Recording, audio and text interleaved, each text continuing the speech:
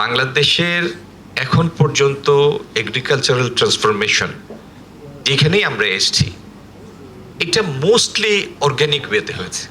91-এর BNP সরকার প্রথম এই block সুপারভাইজারদের মাধ্যমে সিলেক্টেড ব্লকে পাওয়ার ট্রিলার দেওয়ার চেষ্টা করেছে, দিয়েছে পাওয়ার ট্রিলার।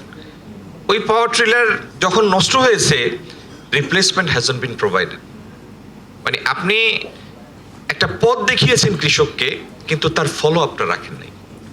আমরা নর্থ ইস্ট ইরিগেশন প্রজেক্ট করে অনেক কৃষককে ক্লাস্টার করে একটা সময় আপনার সেচ যন্ত্র কেনার জন্য উদ্বুদ্ধ করেছি, ফলো আপ করিনি। আমরা তো আমেরিকাও না, কানাডাও না, সৌদি আরবও না। মাটির নিচে ফুরন্ত তেল গ্যাসও নাই, ডায়মন্ডও নাই, স্বর্ণও নেই, কিন্তু যেটা আছে আল্লাহর দেয়া নিয়ামত, এটার প্রপার ইউজ হতে হবে, পরিপূর্ণ সদ্ব্যবহার হতে হবে। Food security is a national security issue, কিন্তু সেক্টরটাই নাজুক। একটা ফ্যাক্টরি যখন আপনি করেন, 4 দেয়ালের ভিতরে যখন মেশিন এটা প্রডিউস করে, আর খোলা মাঠে যে কৃষি পণ্য উৎপাদিত হয়, দুইটার ক্যারেক্টার সেম না। ওইটা প্রাকৃতিকভাবেই নাজুক, আল্লাহ সৃষ্টি করে দিয়েছে ওইটাকে ওইভাবে।